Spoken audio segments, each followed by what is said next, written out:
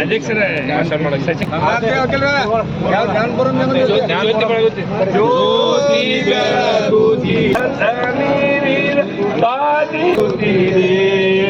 ಶಿವಧರ್ಮನಗಳಿಗೆ ಮಸಗಿಸು ಜ್ಞಾನವೆಂದೆಂಬ ಮಹಾಪ್ರ ಕನಕದಾಸ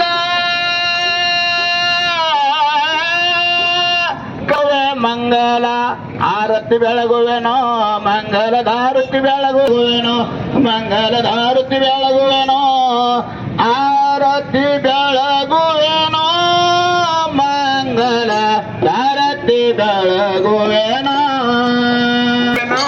ಮಂಗಳದಾರತಿ ಬೆಳಗುವೆನೋ. ಕನಕದಾಸರ ಜಯಂತಿ ಶುಭಾಶಯಗಳು. ಹಿರೇಮಠದ ಗುರುಗಳಿಂದ ಸಾನ್ನಿಧ್ಯದಲ್ಲಿ ನಡೀತಿರುವಂತಹ ಒಂದು ಇದಕ್ಕೆ ನಾವು ತುಂಬಾ ಸಂತೋಷ ಪಡ್ತೀವಿ. ಯಾಕಂದ್ರೆ ಪ್ರತಿಯೊಂದು ನಮ್ಮ ಜಯಂತಿಗಳಲ್ಲಿ ಭಾಗವಹಿಸಿ ನಮಗೆ ತುಂಬಾ ಇದು ಕೊಡ್ತಾ ಇದ್ದಾರೆ. ಅವರಿಗೆ ನಾವು ಧನ್ಯವಾದ ಹೇಳ್ತೀವಿ. ಹಾಗೆ ಈ ಒಂದು ನಮ್ಮ ಕನಕದಾಸ್ ಅವರು ಕೀರ್ತನೆ ಕೇಳಿದ್ರಿ ಮತ್ತು ಸಮಾಜ ಸುಧಾರಕರು. ಹಾಗೆ ಅವರು ಈ ಒಂದು ಜಾತಿ ಒಂದು ವಿರುದ್ಧ ಅದನ್ನು ಹೋರಾಡಿದವರು. ಅದರ ಬಗ್ಗೆ ಸಾಕಷ್ಟು ಕೀರ್ತನೆಗಳಲ್ಲಿ ನಮಗೆ ಸಂದೇಶ ಕೊಟ್ಟಿದ್ದಾರೆ. ಅದನ್ನು ನಾವು ಜೀವನದಲ್ಲಿ ನಿಜವನ್ನು ಅಳವಡಿಸಬೇಕಂತ ಹೇಳ್ತಾ ಈ ಒಂದು ಇದನ್ನು ನಾವು ಮೆರವಣಿಗೆ ಮುಖಾಂತರ ನಾವು SK ಕಾಲೇಜಿನಲ್ಲಿ ಹೋಗ್ತೀವಿ. ಬೆಳಿಗ್ಗೆ ಒಂದು ಗೀತೆ ಕೇಳಿದೀವಿ ನಾವು, ನಿನ್ನಂತಾಗಬೇಕು ಕನಕ ನಿನ್ನಂತಾಗಬೇಕು ಅಂತ ಹೇಳಿ. ಬಹುಶಃ ಅವನಂತೆ ಯಾಕೆ ಆಗ್ಬೇಕು ಅಂತಂದ್ರೆ, ನಾವೇನಾದ್ರೂ ಎರಡು ಪರಂಪರೆಯನ್ನು ನೋಡಿದ್ರೆ, ಒಂದು ಕಡೆ ಭಕ್ತ ಕನಕದಾಸ, ಇನ್ನೊಂದು ಕಡೆ ಭಕ್ತಿ ಭಂಡಾರಿ ಬಸವಣ್ಣ. ಬಹುಶಃ ಅವರನ್ನ ನಾವೇನಾದ್ರೂ ಜೀವನದಲ್ಲಿ ಅವರ ತತ್ವವನ್ನು ಅಳವಡಿಸಿಕೊಂಡಿವಿ ಅಂತಂದ್ರೆ ನಾವು ನಿಜಕ್ಕೂ ಕೂಡ ಆನಂದವಾಗಿರಬಹುದು.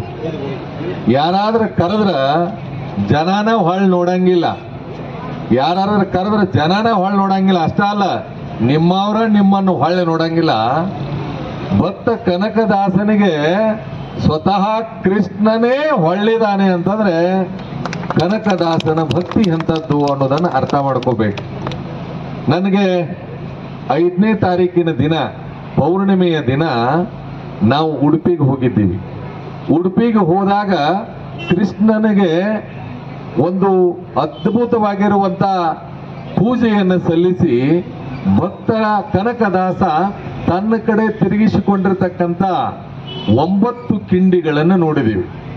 ನಿಮಗೆ ಗೊತ್ತಿರಲಿ, 9 ಕಿಂಡಿಯೊಳಗ ಕೃಷ್ಣನ ದರ್ಶನ ಮಾಡಿದ್ರೆ ನಿಮಗೆ ನವಗ್ರಹ ಕಾಟ ಇರಂಗಿಲ್ಲ, ಯಾವ ಬಾಧೆನೂ ಕೂಡ ಬರಂಗಿಲ್ಲ ಅಂತ ಹೇಳಿ ಅಲ್ಲಿ ನೋಡಿದೀವಿ.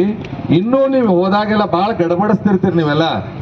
ಆ ಏನು ಕನಕದಾಸನ ಕಿಂಡಿ ಅದಲ್ಲ, ಅದರ ಎದುರಿಗೆನೆ ಯಾರ ಮನಿ ಐತಿ ಗೊತ್ತದ ನಿಮಗೆ? ಗೊತ್ತಿಲ್ಲ ನಿಮಗೆ? ಕನಕದಾಸರ ಮಣಿ ಅಲ್ಲೇ ಇರೋದು. ಇವತ್ತಿಗೂ ಕೂಡ ಎಲ್ಲಿಯೂ ಕನಕದಾಸನ ನಿತ್ಯ ಪೂಜೆ ನಿತ್ಯ ನಡೆಯಂಗಿಲ್ಲ. ಆದ್ರೆ ಉಡುಪಿಯಲ್ಲಿ ನಿತ್ಯ ಕನಕದಾಸನಿಗೆ ಪೂಜೆ ನಡೀತದೆ.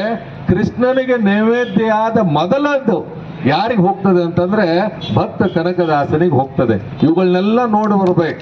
ಅದಕ್ಕೆ ನಾ ಈ ಮಾತು ಯಾಕೆ ಹೇಳಕತ್ತೀನಿ ಅಂತಂದ್ರೆ, ಇವತ್ತು ಭಕ್ತ ಕನಕದಾಸರ ಜಯಂತಿಯನ್ನ ಆಚರಿಸುವುದಷ್ಟೇ ಅಲ್ಲ, ಈ ಹಳದಿ ವಸ್ತ್ರದೊಳಗೆ ಕನಕದಾಸನ ಭಾವಚಿತ್ರ ಹಾಕಿ ಕಂಬಳಿ ಹಾಕಿ ಕುಂತ್ರೆ ಅಷ್ಟ ಅಲ್ಲ, ಕನಕನಂತೆ ಬದುಕಬೇಕು, ಕನಕನಂತೆ ಇರಬೇಕು. ಬಹುಶಃ ಕನಕನಂತೆ ಇದ್ರೆ ಬದುಕಿ ಬಂಗಾರ ಆಗ್ತದೆ. ಬಹುಶಃ ನಿಟ್ಟಿನೊಳಗೆ ಕನಕದಾಸರ ಜಯಂತಿಯನ್ನ ಆಚರಿಸಿಕೊಳ್ತಾ ಇದ್ದೀವಿ.